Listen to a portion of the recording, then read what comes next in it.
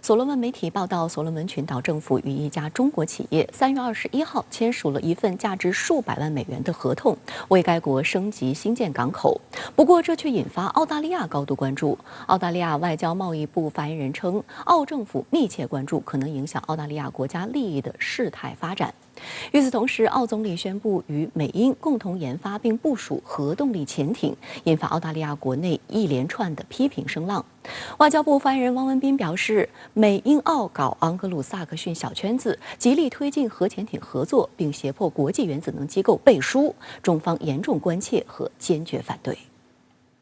所罗门新报报道，所罗门群岛政府3月21号与中国土木工程集团有限公司签署了一份价值数百万美元的合同，为该国升级新建港口。而此次港口重建是亚洲开发银行资助，总值1.7亿美元道路与码头升级项目的一部分。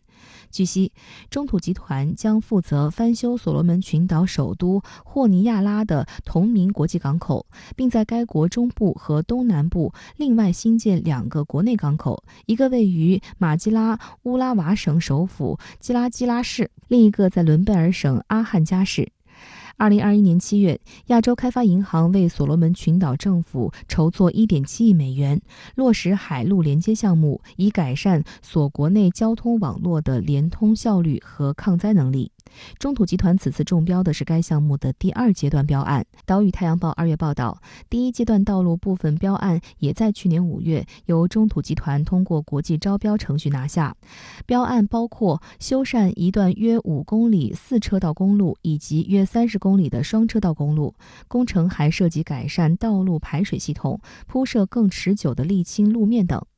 所方此前表示，海陆连接项目一旦完成，将有助于建立一个更有效、更安全且可持续的运输系统，全面提高所人民的整体福利。2019年，所现任总理索加瓦雷上台后，与中国正式建立大使级外交关系。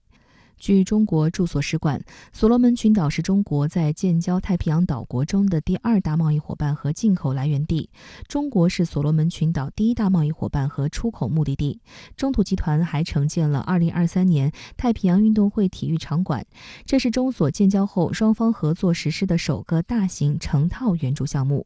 中国在与南太地区国家开展合作的时候，坚持以地区需求为导向，不附带任何政治条件，有力地改善了当地的民生，提升了基础设施的一个水平，得到地区国家的一个广泛拥护。这也是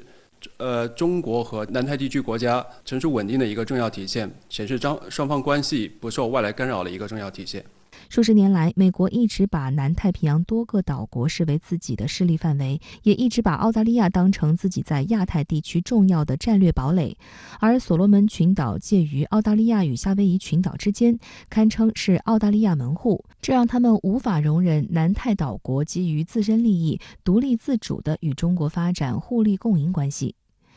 对于中所这样一项有利民生的项目，却被一些媒体炒作港口扩建将方便中国海军进驻。所罗门群岛基础设施发展部官员麦克卡卡拉3月22号驳斥，港口不会进行扩建。路透社称，中所去年达成了一份安全合作框架协议，引发美国及其盟友包括澳大利亚对中国在该地区建立所谓海军基地雄心的担忧。尽管中所2国都否认该安全协议允许中国在当地建立海军基地，但美国却依然加大了在当地的存在。今年2月，美国重启了1993年关闭的位于所罗门的美国大使馆。3月21号，美国印太事务协调员坎贝尔访问了霍尼亚拉，与所罗门群岛总理索加瓦雷进行交谈。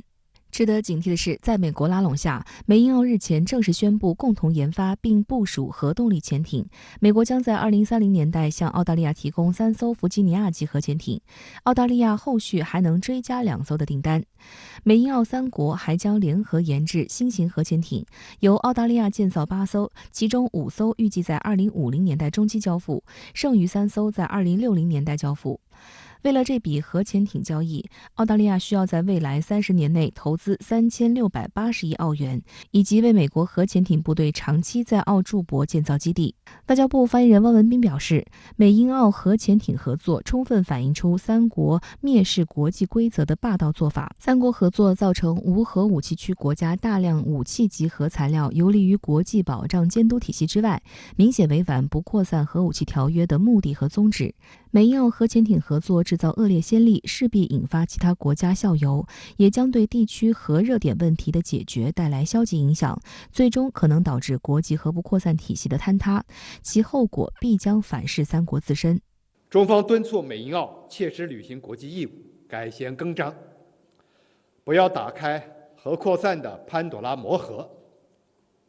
我们敦促国际原子能机构切实承担起防扩散的职责，不要为美英澳核扩散行为背书。3月23号，美国一艘导弹驱逐舰未经中国政府批准，非法闯入中国西沙领海，破坏南海地区和平稳定。南部战区对此表示，已组织海空兵力依法进行跟踪监视，并予以警告驱离。中国外交部呼吁美方应当立即停止此类侵权挑衅行动。而就在本周，中菲副外长正在菲律宾举行南海问题双边磋商，美方选择此时闯入中国领海，是否意在搅局？此前，菲方同意向美军再开放4个军事基地的使用权限，美菲军演也频密展开。未来美国还会有哪些动作？来看看报道。南部战区新闻发言人田军礼空军大校表示，3月23号，美米利厄斯号导弹驱逐舰未经中国政府批准，非法闯入中国西沙领海，破坏南海地区和平稳定。中国人民解放军南部战区组织海空兵力依法进行跟踪监视，并予以警告驱离。战区部队将时刻保持高度戒备状态，采取一切必要措施，坚决捍卫国家主权安全和南海地区和平稳定。分析指出，美方舰艇闯入的时机也颇为微妙。3月22号至24号，中国外交部副部长孙卫东前往菲律宾，与菲副外长拉扎罗共同主持第23次中菲外交磋商和中菲南海问题双边磋商机制第7次会议。这是时隔3年，双方外交部门长官首次面对面举行双边磋商。3月22号，中国外交部发言人汪文斌表示，双方将就两国元首今年1月马克思总统访华期间达成的重要共识，推进重点领域合作全面对表，就妥善处理涉海分歧，推进海上务实合作深入沟通，并就共同关心的国际地区间问题交换意见。美方应当立即停止此类侵权挑衅行动，中方将继续采取一切必要措施，坚定捍卫国家主权和安全，维护南海和平稳定。今年2月2号，美国和菲律宾两国国防部就发布联合声明称，菲方同意向美军再开放4个军事基地的使用权限。菲律宾总统马克思3月22号表示，根据美菲两国于2014年签署的加强防务合作协议，他将很快正式宣布这4个军事基地的地点位置。这些基地将分散在菲律宾全国各地。法新社报道猜测，其中2处新增基地将位于菲北部卡加延省，距离中国的台湾岛不到400公里。而路透社的报道援引一名军方消息人士称，美国已要求进入菲律宾伊莎贝拉省、赞巴莱斯省和卡加延省的基地。这些地方都位于吕宋岛，除了靠近台湾之外，还靠近中国的南沙群岛。根据美菲两国于2014年签署的加强防务合作协议，美军被允许进入菲律宾的5个军事基地，加上此次开放的4个军事基地，美军在菲律宾将会拥有9个军事基地。根据加强防务合作协议，美军已经被允许在菲律宾的5个军事基地预先部署装备，建造飞机跑道、燃料库以及军事宿舍等基础设施，但是并没有被允许在菲律宾常驻军队。实际上，在美国印太战略实施的过程当中，美国实际上是改变了在南海问题上的政策，在迅速的在加强和菲律宾的一种军事同盟关系，尤其是小马克思上台之后，他们认为实际上重新恢复美菲关系，到了更好的时机。有些这个舆论更多的认为是，